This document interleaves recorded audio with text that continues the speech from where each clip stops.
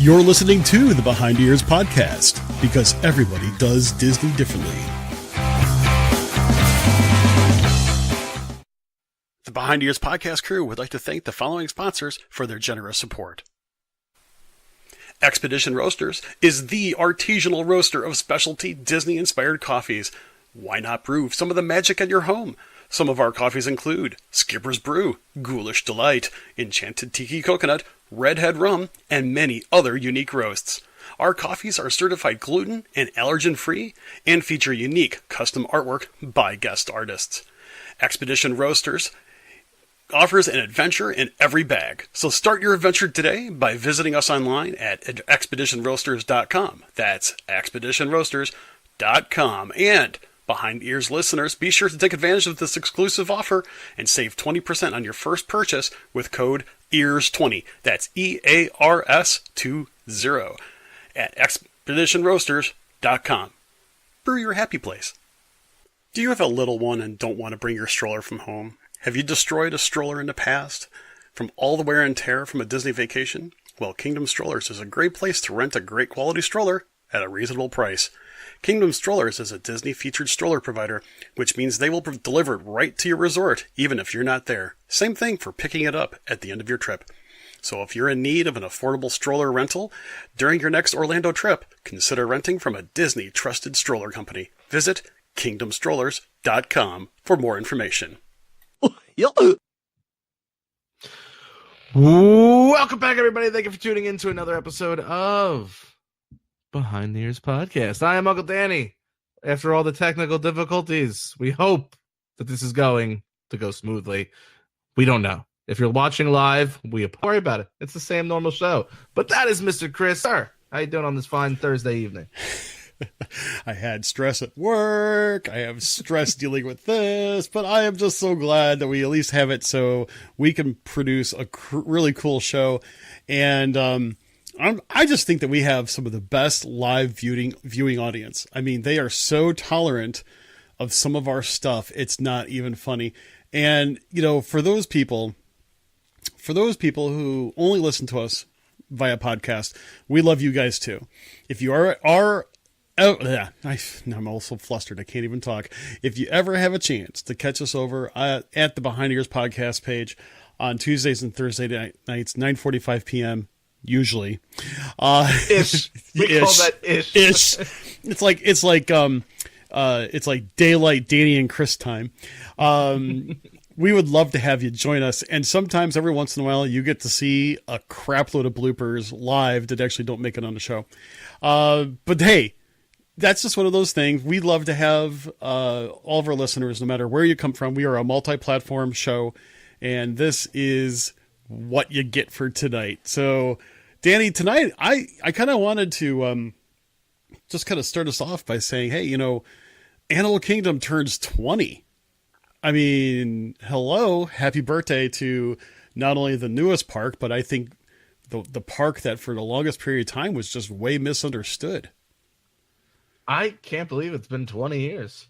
I mean, for someone who's my age, that park is, you know, I mean, obviously it can't catch up, but it's closer than I thought it was. I could have sworn the park was maybe going on 15, but when, you know, I mean, 20 years, that's great though, because there's so much time to make that park great, you know? Yeah.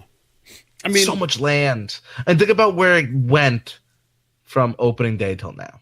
Well, you know, it's kind of funny that you say that, because I was thinking about some of my first trips, and I remember that they had these commercials on local TV where they were trying to get rid of the stigma of Animal Kingdom, that people were just calling it a glorified zoo. And so the funny part is that they had this little phrase, and it was spelt in such a way that it was more phonetic than anything else, but it kind of had an African flair to it. And it was it was called not a zoo, not a zoo, not a zoo. So not a zoo, not a zoo. And they were trying to get it to the point where it's not a zoo.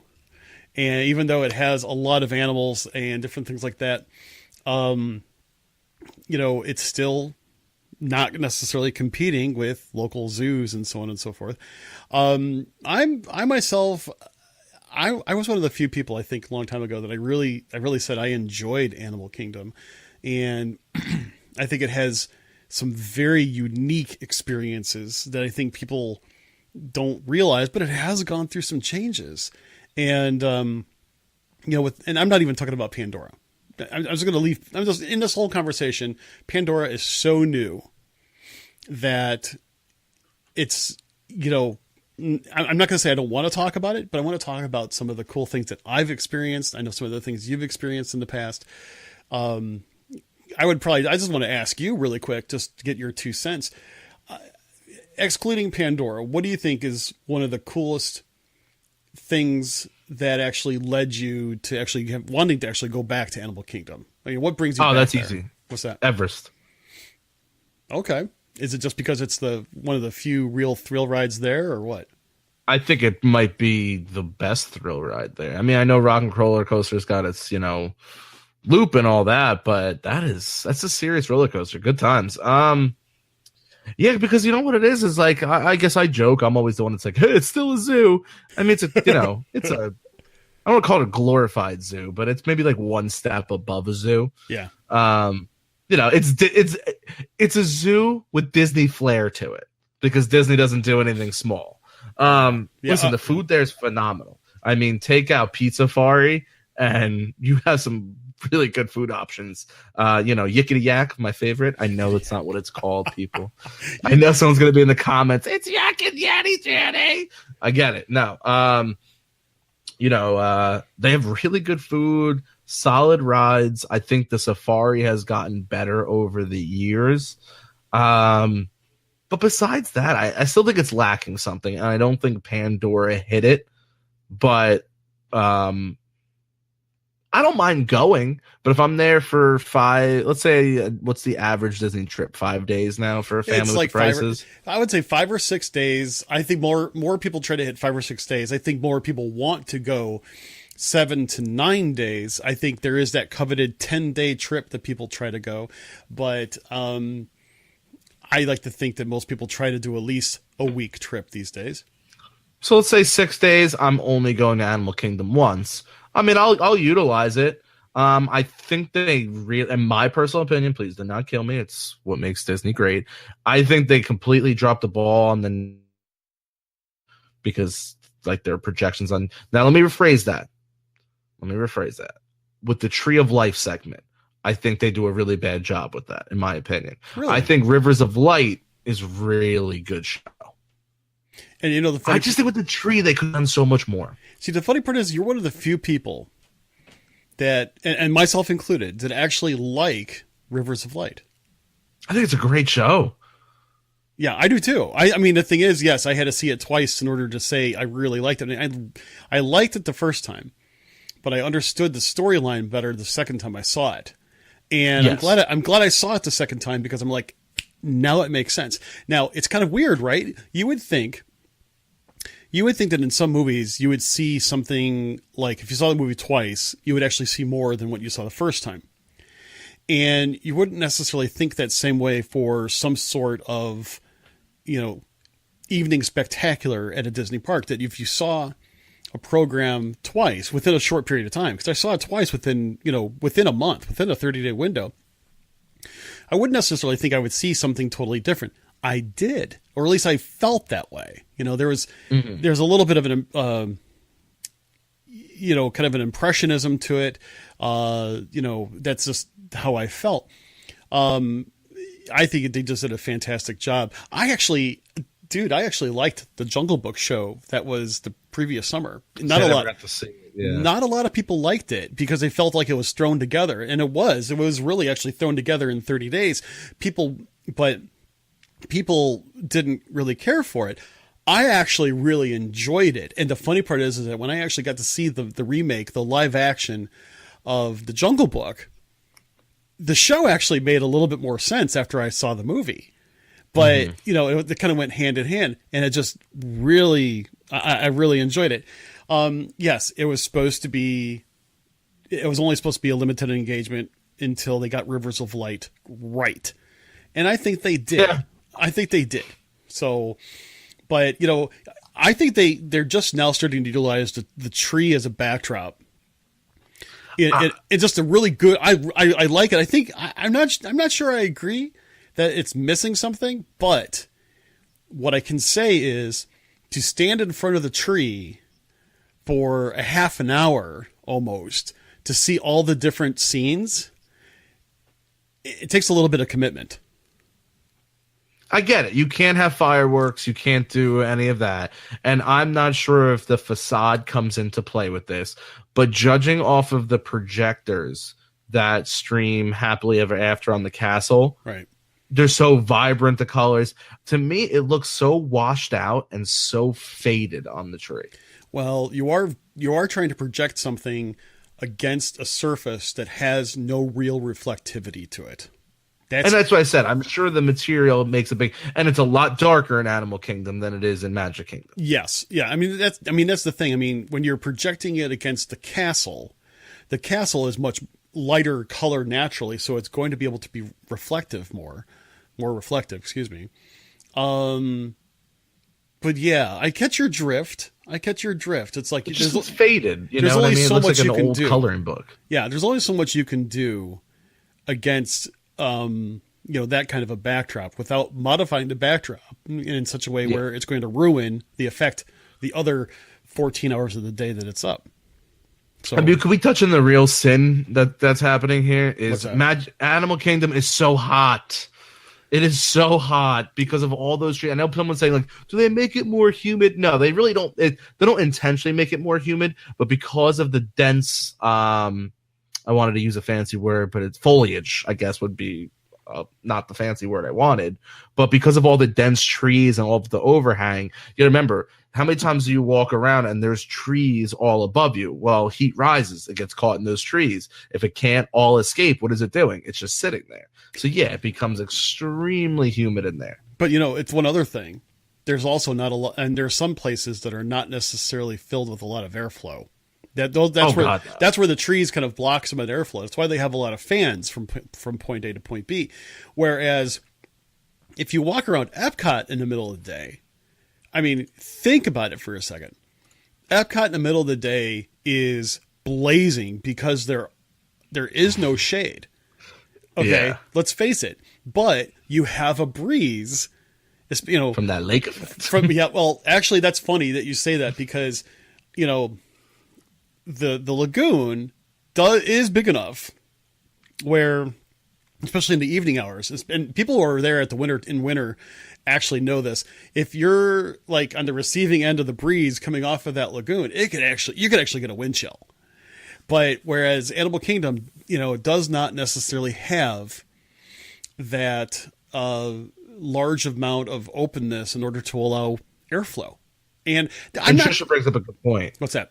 They miss the foliage, so moisture in the air is just going to sit. It becomes like a haze. Now, what the funny part is that some people say the humidity is supposed to make you feel cooler because it's supposed to be evaporative cooling.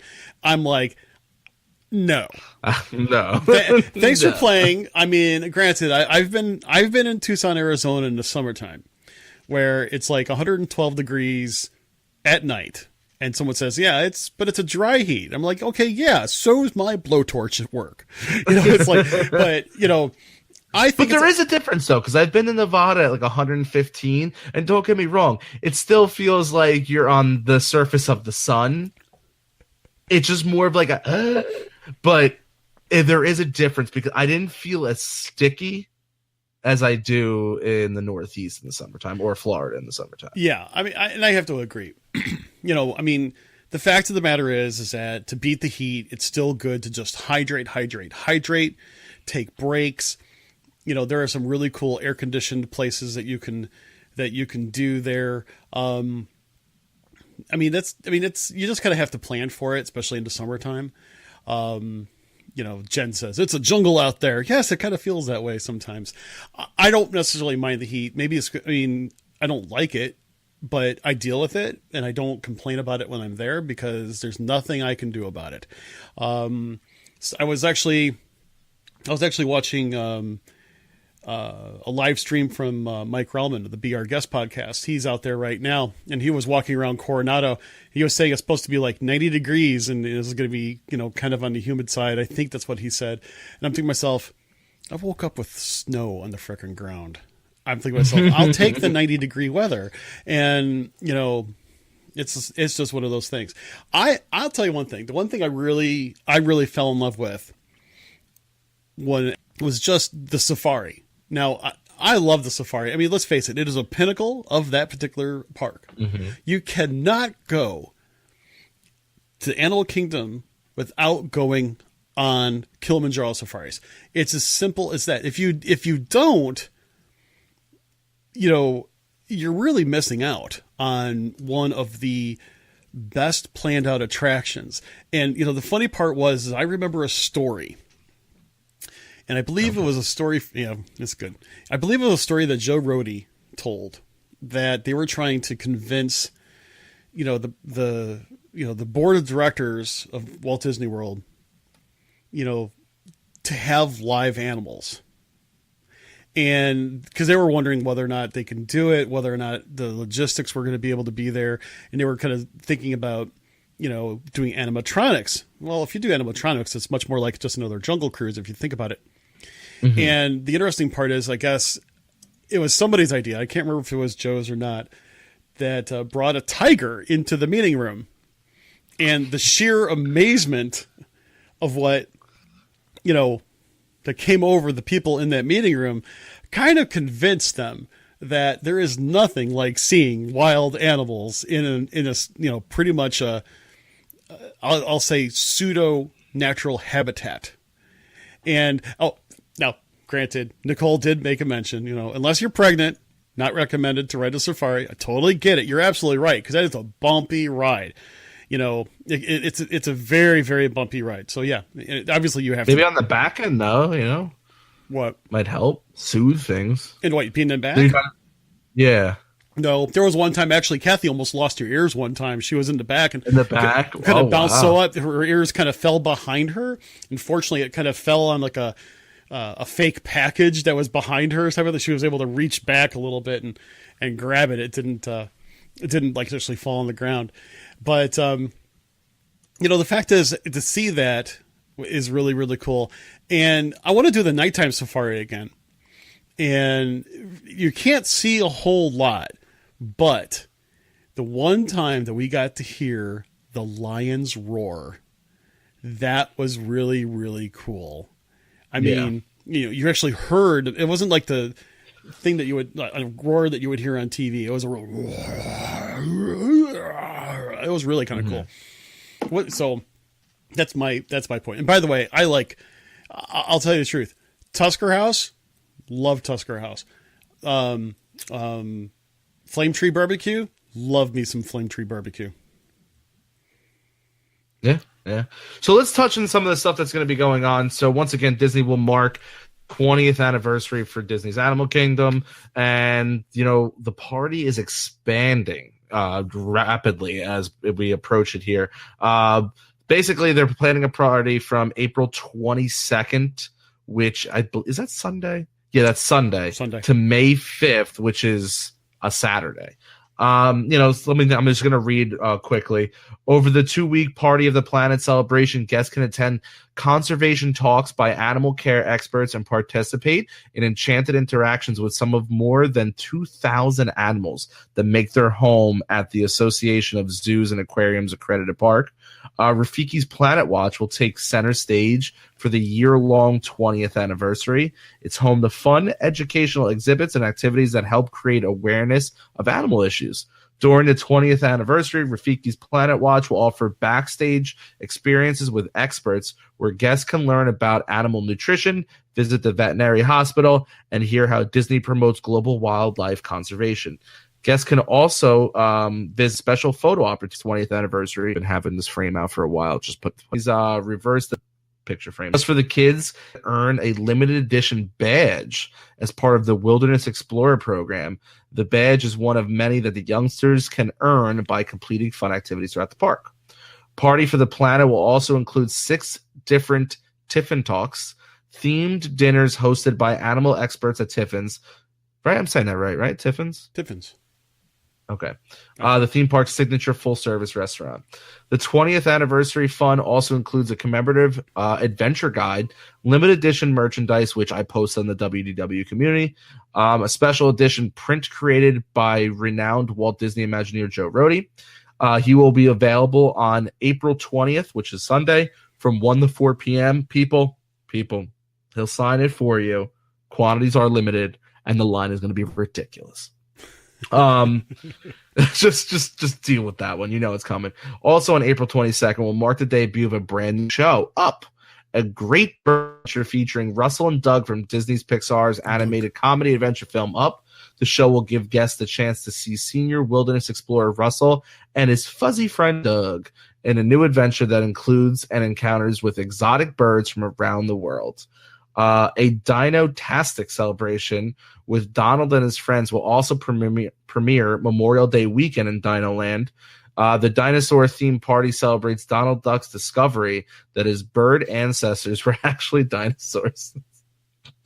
That's funny. I like that. That's good. Sorry, this is the first time I'm reading it too.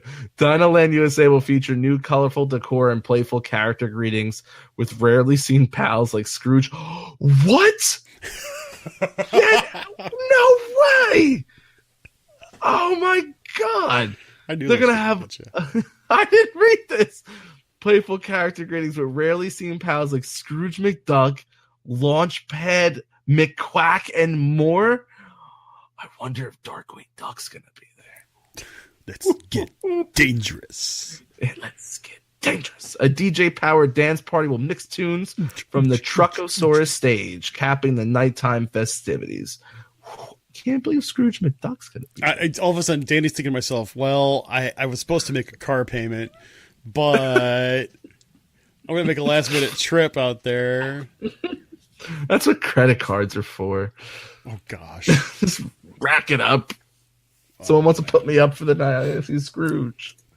Oh man, I love Scrooge McDuck. Wait, great idea. Okay, wait. Oh, I just found a loophole to the whole parking thing. Rent a car. Don't stay at the resort. Just go to the resort. Sleep in the car. What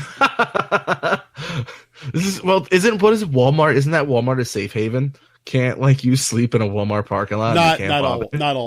Not all Walmart. Oh, not all Walmarts. Oh, Walmart's okay. Reverse mortgages, yeah. Reverse mortgage. Darkwing was that. Yeah, Darkwing Duck. It kills me. He's always at the DVC nighttime stuff. I've never. Okay, wait, hold on. Can't say always because the last time it was was it last year? Yeah, it was probably last year. Last year I was at one of the DVC events and he wasn't around. But you did have Donald that was all dressed up in his bathing suit, which looked kind of funny. Now you were at Typhoon Lagoon, right? Yes, I was. Was it Blizzard Beach? Because he was at one of them. I've seen pictures of him at one of the DVC Moonlight parties at the water park. Well, the funny part is they do have him spread out, and they don't necessarily tell you who's there and stuff. I mean, my daughter and my wife got pictures with a few different characters. So, yeah, the Disney Chase Visa 6-month.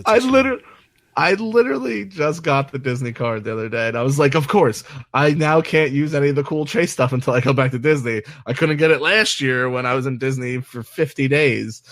Oh, man, that hurts my soul. Gosh. But some really cool stuff going on in Animal Kingdom. They're really stepping up. I'm really excited to see Up, that new bird adventure. Yeah, I mean, I'm actually really interested. I mean, I was a big fan of Wonders of Flight. Or Flights of Wonder, sorry. I always do that. Yeah. I always liked it. I thought it was always a lot of fun. So I'm hoping that when it comes back, it's probably not much more than a version of, having the characters from Up come out, but you're still learning something. You're still doing the level of edutainment that you're coming to expect from a lot of the attractions from Animal Kingdom. And, I'll be honest. My son, my daughter, they love to go up to Rafiki's Planet Watch. They love to see the different animals up there, to talk to the different animal experts and so on. it's just really cool to see that. I think that's what's gotten my son to be so interested in ecology, which, if you think about it, is something that we all should be, concerned about. We all should be aware of. But I think a lot of us, kind of take some of that for granted. It was even some of the things that he learned from being at Animal Kingdom Lodge as well as at the Animal Kingdom Park. He's actually going to be building a compost for one of the schools in our district for his project for his Eagle Scout rink. Mm-hmm. So it's it's one of those things where it's really cool. It's a lot of work for him, but he wants to be able to not only give back, but to do something to make the world a little bit greener. I thought that was really kind of cool. So anyway, I'll brag more on my kid later. So I'm going to pose this question to you, and okay. I think this might be one of the last questions we get to do before we get out. But I do want to hear those voicemails. Absolutely. I was thinking about this the other day. Remember how, and maybe I haven't looked at a map, people, so I might be way off when I say this. So if I am, I apologize. And I'm looking at a few of you who are watching right now that I know are going to call me out. Uh-oh. What happened? So we were talking about expanding Pandora. Right. And we were saying how you think there's room. I didn't think there was room. Mm-hmm. Does Pandora back up to Dino Land at all? At any point? No, Dino Land is on the entire opposite end of the park. I didn't know if the back ends touched at any point. No, literally, it's 180 from it, and they don't come anywhere near each other. Okay, well then that defeats the purpose. I was going to say I could see them using a space like that, but that doesn't work. No, unfortunately, I want to mention. Michael mentioned. Here, they're breaking ground on the new solar panel farm next to Animal Kingdom, and basically, I read something. In fact, Trisha, I think actually it was either Trisha or Alex, put it on the WDW community page. It's going to be a massive, massive solar farm that's going to be able to just basically run almost half the park, and that's pretty epic. I mean, that's just so cool. I love solar powered stuff. That's just really cool. I wish I could do it. I would put total solar panels on the top of my house. Facing not cheap. No, they're not. But with certain companies, Disney's got the money. No, there are certain companies that are going to help that out. But the thing is that Pandora, you were talking about. You're talking about that expanding. I still think it's going to expand. Like anything else, there's always a future plan. We just don't necessarily know what it is. I believe that it is going to be one of those things where Pandora is going to get bigger. We just may not necessarily know it yet. There may be some clues hidden in plain sight. So that's the thing. I'm sorry. Mm-hmm. I do have something about the solar panel up without going crazy into it. The acre 50 megawatt solar facility. I'm not sure 50 megawatt how the size of it is, but here's a little piece of information. On average, the new solar facility at Walt Disney World Resort will equate to powering 2 Disney theme parks, reducing annual greenhouse gas emissions by more than 52,000 metric tons, and it would be equivalent to removing 9,300 cars from the roads each year. During peak sun hours, up to 25% of Walt Disney World's power needs will be met through solar energy. That's pretty intense. I don't care who you are. Yeah. That's intense. That's just really wickedly cool. All right, so I know we started a few minutes late, so we're going to run a few minutes over. I can't see doing a show without touching on food. Would it really be a behind the ears podcast without being like we should rename the show behind the pantry or something, because there's some great eats. This was posted by Alex over at the WDW community page, and it is the Earth Day Eats at Walt Disney World. All will be taking place on April 22nd. We gotta tell her to stop posting stuff like that right before lunch. Right. The exciting party features This is this is all for the party that marks the 20th anniversary, and Party for the Planet, and goes from April 22nd to March 5th. Let's see. They have a 3. Let's see. I'm trying to read it quick. Party for the Planet will include a few new cupcakes, a mouth-watering burger, sliders, and a special 3-course menu at Tiffin's. And the popular Tiffin Talks, a special 4-course dinner with one of the park's conservation experts. Excuse me. Let's see. Let me see if they give you the actual food items. Okay, yes. Starting with the 2 celebrity cupcakes, a Tree of Life cupcake will be at the Creature Comforts and Flame Tree Barbecue, and Earth Day cupcakes will be available at Pizza Safari and Restaurant. I can never say Restaurantosaurus. There you go. On this, what is it? The Tree of Life cupcake is a vanilla cupcake topped with buttercream and edible chocolate piece, and the Earth Day cupcake is a chocolate cupcake topped with buttercream, white chocolate crispy pearls, white chocolate mousse, and an edible chocolate piece. On the savory side, there are delicious plant-based burger offerings at Nomad Lounge, once again. What is a plant-based burger, people? We're gonna find out. I know. All right, so Restaurant, I can't say it. Restaurantosaurus. Okay, that's also with the Nomad Lounge. The Nomad Lounge will offer the Impossible Burger sliders with tomato chutney and smoked onion on a bun, served with yuca fries. You gotta be kidding me! Haha. Sorry, see what I did there. And the restaurant name again is Restaurantosaurus. You'll find an Impossible Burger with avocado and tomato on a bun. That sounds good. Now, Tiffin's will. I'm sorry, go ahead. I was gonna say the Impossible Burger. If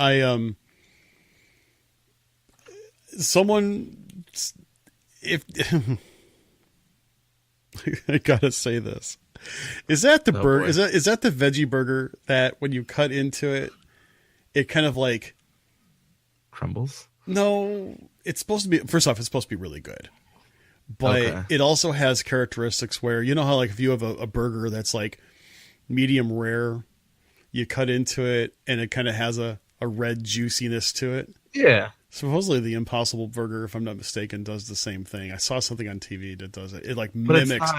It mimics. Real meat, no, it's not. But it mimics the texture and everything with it. And so, I don't know. I don't like it. Let's. Everybody's saying it's real meat. I'll have to really look at it because what makes it impossible if it's real meat?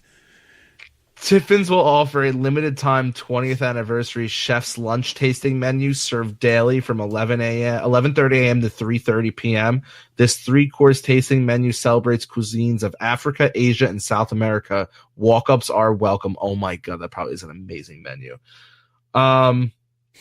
Let me see. Disney's Wilderness Lodge will have an Earth Day cupcake April 19th, so it's going on starting today through the 22nd at Roaring Fork. This yummy chocolate cupcake is filled with cookies and cream filling. Oh my god. And topped with vanilla buttercream, cookies and cream crumble, chocolate rocks, and an edible garden. It's just Does it sound like the resorts get better cupcakes than the parks? Yeah. I mean, seriously. Went to Animal Kingdom. You go to the Mara, which is the food court over at Jumbo House, and you can get one of their cupcakes, and it's filled with this very flavorful cream on top of all the other stuff that's on top of it. Whereas you go to the parks, and it's a cupcake, which is acting as a frosting transport mechanism. There's nothing really like inside the cupcake. So it's like, wow. But seriously, that's just... Oh wow! And by the way, these cupcakes usually are big enough where you can split them. I mean, if you have a family of 4, get 2 different ones, split them in half, and sample them. Also at the Disney's Yacht and Beach Club Resort, once again the same dates, which is the 19th to the 22nd, at the Beach Club Marketplace and the Market at Ale and Compass. This one is a Dirt and Worms chocolate cupcake filled with chocolate pudding and topped with chocolate buttercream, cookie crumbs, sugar flour, and a jelly candy worm on top. It looks really good. I'm so hungry. The Contemporary Resort will have the same date. Oh no, excuse me. See, the Contemporary Resort will have an Earth Day cupcake at Contempo Cafe only on Earth Day, which is April 22nd. This chocolate cupcake comes with an edible chocolate flower pot. I'll post this one over. Oh, that's posted. Just go on the WDW community page. It was posted today. Alex had posted. Chocolate cupcake, edible chocolate flower pot. It is filled with chocolate pastry cream, chocolate buttercream, and a chocolate cookie crumble, topped with buttercream flour and a chocolate Earth Day sign. And the Earth Day sign is edible. And lastly, over at Disney Springs, my favorite place, Amorette's will be offering a cute little cactus on a stick, April 22nd to the 28th. The cactus macaroon lollipop consists of 3 French macaroons filled with pistachio ganache and topped with an icing. It's even served on a stick for on-the-go enjoyment. And that's all the food I got for you. Drool.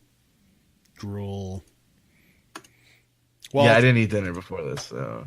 Oh, well, that's good. Well, you know what? We've got some listener questions, and we got 3 of them. And being that we're coming out of Animal Kingdom, I think this question here from Jessica will probably set us off right. So let's go ahead and listen to Jessica's question. Hey, Mr. Chris and Uncle Danny. This is Jessica Galati calling from Charleston, South Carolina. Recently, I went to Disney. I went for spring break and I took one of my really good friends. She's a huge Pocahontas fan. And, you know, I've noticed it before, but we noticed it a lot more this time. It just seems that Pocahontas seems to be a forgotten Disney character, and there's a big debate on, is she a princess, is she not a princess? She's also not in the Happily Ever fireworks and projection display, which I thought was odd. And I really did notice that she's kind of left out. So I wanted to kind of see what you and Uncle Danny think about the whole topic of Pocahontas. Like, should she be given more, more face time and credibility at the parks, or what do you think's behind the reasoning why you don't see anything for her as much? All right, thanks, guys. Have a good one.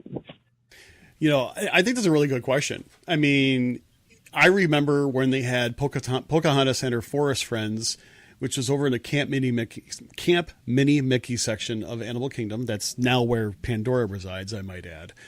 And it was a really cute, type of live, kind of a mixed live action where she was interacting with animals and Grandma Willow was there, type of thing. And it was very cool. And it was kind of on the same lines of Flights of Wonder. And, you know, the interesting part to it is that, you know, you don't see Pocahontas a lot, but I have seen her around the parks for meet and greets. But, you know, I will say that she's probably one of the more rare characters. You know, she's not around. But, and I do believe that there actually is a scene with her in it in Happily Ever After, but it's not like, it's not as prevalent, I don't think, as some of the others. I thought I saw a scene in Happily Ever After, but I wasn't going to say anything because I didn't recall. I was going to have to go back and watch it. But here's the simple thing. Is Pocahontas a princess? That's the point of it. Just go watch Pocahontas 2. What is it called? Journey to the New World? A New World? Something like that. It's Pocahontas 2. She is referred to as Princess Pocahontas. That's now it is a sequel, and she would actually be the first, if I'm not mistaken, she would be the first Disney princess to have loved 2 different men in the same movie. Really? She has 2 different love interests. Okay. I that might be a fact that I'm getting wrong, but I'm pretty sure I remember that one correctly from Bar Night Trivia. Dude, that's like now I'm so gonna have to like watch the movie again just because it's been a while since I've seen it. But you know, the thing is that she is definitely a fixture at Animal Kingdom, and that is something that I think, you know, someone also mentioned that she does come out for Character Palooza over at Magic Kingdom. the thing is that she doesn't get as much. I don't think she gets as much love as she does, at other places and so on. But she's a fixture at Animal Kingdom, and I don't think that's a problem. The whole princess thing. My wife actually says yes, because all of her stuff, the merchandise at the Disney store is usually with the princesses. So there's that. Seems like you're leaning against it. I'm not leaning against it. No, not at all. Okay. I think that she is. I mean, I don't have. I'm going to have to go watch the movie again before I'm able to make a real super determination of it.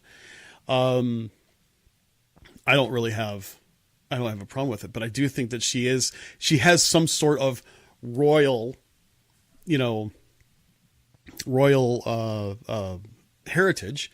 I mean, she may not be referred to in the first movie as a princess, but if I'm not mistaken, she is a chief's daughter or something to that extent. Yeah, I think that does kind of make somebody a princess, but they may not, those in that culture may not refer to that person as a princess, or on the male side, a prince. That's just my take. Your mileage may vary. I like the question, Jessica. I think it's a really good question. Now you're going to make me go watch the movie again. But I hope that the next time you're able to go to Animal Kingdom, I'm hoping you're able to catch a picture or two with Pocahontas while she's there. And now, Danny, we're going to have to go look at the film for Happily Ever After and just double check, because you know how sometimes you miss something, especially with Happily Ever After, because some of those scenes go by very, very quickly. Move on to the next one. All right. So this one, I think it's a little bit up your alley. Ooh, Mr. Chris and Uncle Danny, this is Steve, Mary's husband. We listen to the podcast all the time. If the Toy Story Land at HS had a show, what would you like to see? Could you envision a show like the Frozen Sing-Along to give you an overview of the Toy Story series? It's always nice to sit inside in a cool theater after spending 25 minutes out in the hot Florida sun to relax. Thank you for taking our call. Okay, so if we can basically make a show for Toy Story Land, what would we include in it? And, it's actually kind of interesting, because we talked a little bit the other day about what kind of ride you would have, but I don't think we really touched base on what kind of a show, like an actual sit down, show, something like Frozen Ever After, not Frozen Ever After, the Frozen Sing-Along out in Hollywood Studios, which is cute. It's actually cute. They need more Elsa, but it's cute. So I actually think that it would be cool if they did some kind of a show that would be like a day in the life of a toy. Just something a little bit different. Like but you would also like maybe introduce other toy characters that maybe you didn't necessarily see, but it would be set in the days of, Andy being in more like elementary school, wait until Andy goes to school, and then what do the toys do all day? What kind of the things, interest them? Maybe a little bit more backstory on Buzz and Woody and Bo Peep and, some of the fun characters as well. I think that'd be kind of cool. I bet you can have, and you know what? Okay. I was going to say, 1 minute ago, I was going to say, why don't you also do a sing-along that would compete with Anna and Elsa? That would not be cool. But that would be, could you imagine a whole auditorium singing You've Got a Friend in Me? Seriously, that would just be the cat's meow, that, and I think they could still do something like that and not necessarily be called out as being a copycat, but make it a 22 minute, in theater experience, make it kind of a 4D, not a 4D experience, but one where have bubbles or breezes or something like that. I just think it would be really super cool. What do you think? I think we should go for the 3-hour full Broadway production here. No, solid half hour. I like where your mind was going there as you saw the smoke pouring out of my ears from all the gears turning. I did. I was trying to capture something from every movie, But I thought of something, and it's going to sound odd because I haven't literally, I just got this question thrown on me, so I haven't broken down the finer aspects of this question. What about if you took the, like, everybody knows the Friends show, the show Friends? Yes. How they are always in that coffee house on that. Almost make a cartoon version of them. Well, of, you know, having Buzz and all that, and just show, like, every day. Because the thing is about it is, if you do them as a toy perspective and you wanted someone to come in, the ratio would be so off because the toys are supposed to be so much smaller. So what they should do is they should shrink you down. That should be part of the pre-show. They shrink you down to the size of the toys, and you see how toys live. What toys do they hang out? They're drinking coffee. You got people dressed up, you know, something along the lines of that. I haven't ironed it all out yet, people. Okay, I'm on the spot here. Almost like a blend between Zootopia and toys. Yes. You catch my drift? Good. I like that analogy. Yeah. Okay. I like that. Wow. That's really cool. You can have a lot of fun with something like that. You know, that would be cool. I like that idea. So I want to see Lotso and Zurg, and, you know, Zurg and Lotso should be, oh my God, like the Back to the Future style where they're the bullies. Like that would be Zurg and Lotso. They would just be the bullies. And then, you know, Buzz would be the jock that has to stick up for everybody. Woody's the cool, slick cowboy that all the girls want. You know, Little Bo Peep is the head cheerleader. I can go on and on. Oh my Mr. God. Potato. You know, like you could have an absolute blast with this. But let's keep going. Next right. question. This is our last one, and I think this would be kind of interesting. It's a little bit longer than the other, so give it a second here. Hey, Mr. Chris. Hey, Uncle Danny. It's Anita. I usually watch your podcast every Tuesdays and Thursdays. I have a question, and it's a question that I might have been able to post on your Facebook page, but my husband is also on that page, so I don't want to give anything away. So here's should we be playing this? We are going away in October between the 14th and the 21st, and in the middle of that, on the 19th, is our anniversary.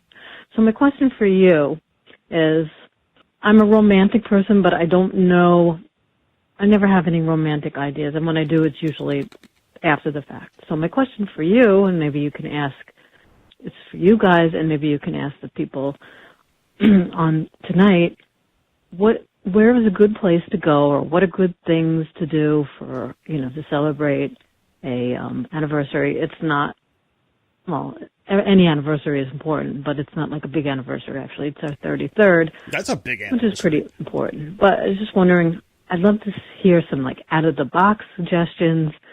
You know, it doesn't always just have to be restaurants. It could be, you know, just something small. But any kind of suggestions or recommendations for that, for, you know, something special for an anniversary when we go to Disney World in October would be really great. So I hope to hear from you guys soon. Bye.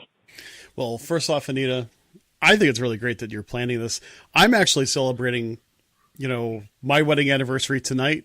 So, yeah, what can I say? Made it another year. Yeah. Whoop, whoop. Everybody's like, well, why are you doing a podcast instead of, you know, hanging out with Kathy? She's sleeping. I mean, come on.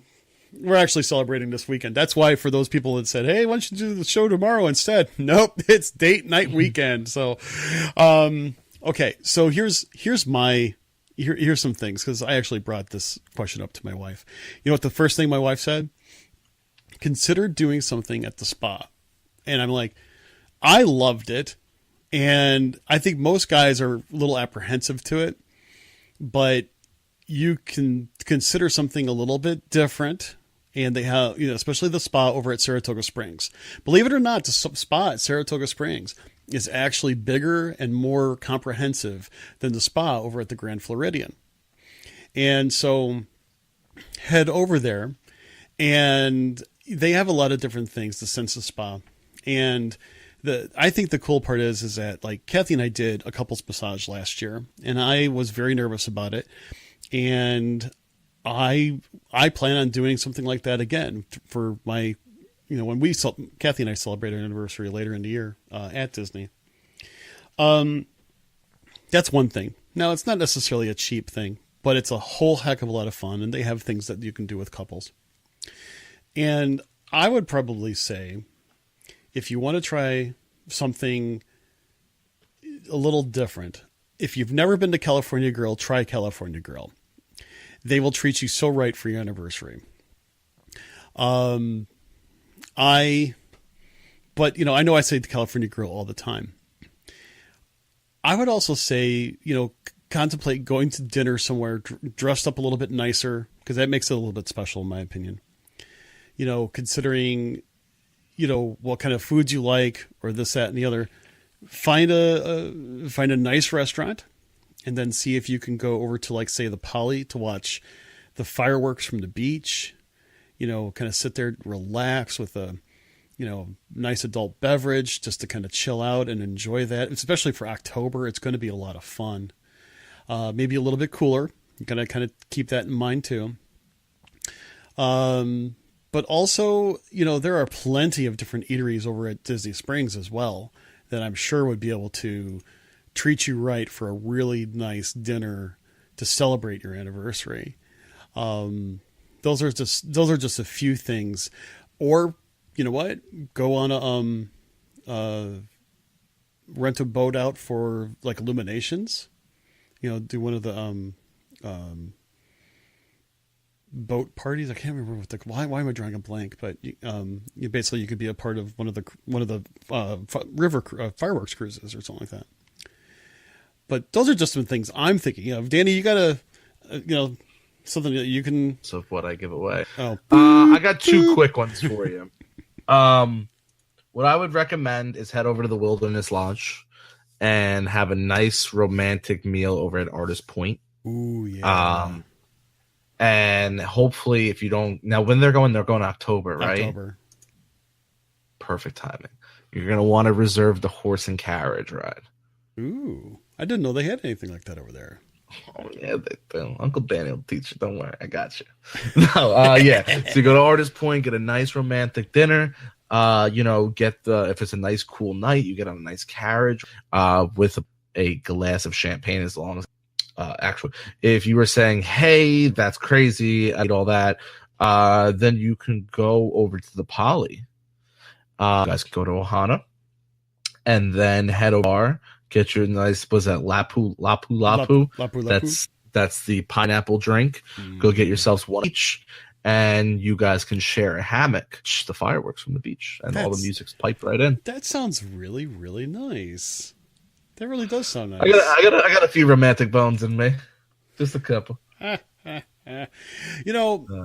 glad that we had these calls. I mean, it was nice to get some questions, and by all means, really appreciate it. Anita and Jessica and Steve, you're getting some swag. You'll be hearing from me in the next couple days. Be more than happy to send you something out. But by all means, Danny, I think. I'm trying to think if there was one other thing that we wanted to talk about, and I'm not really sure. I don't think so. But if there was, we'll talk about it later. Alrighty. Well, I'll tell you what. Taking all that into consideration.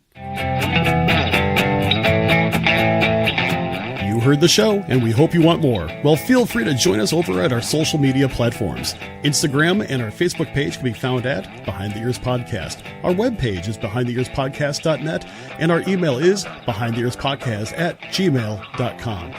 And our Twitter handle is @BehindTheEarsPC. And come and join the conversation about all things Disney over at the WDW community page. Don't forget to rate and review the show over at iTunes or Apple Podcasts, as it really helps us get the word out about the show. Also, don't forget to subscribe to the show on iTunes or Apple Podcasts or the Podbean app. Also, you can listen to us on Stitcher Radio, iHeartRadio, TuneIn Radio, and via Alexa and Google Home.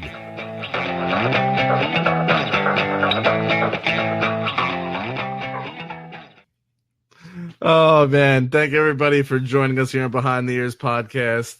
Had such a blast tonight, even with all the technical difficulties. We are glad you were able to join us. We hope you all have a safe and wonderful weekend. So, put your seatbelts on and weekend. Hopefully it's warm by you. And drink that cranberry juice. Hi, I'm Uncle Danny. I do. And I'm Mr. Chris.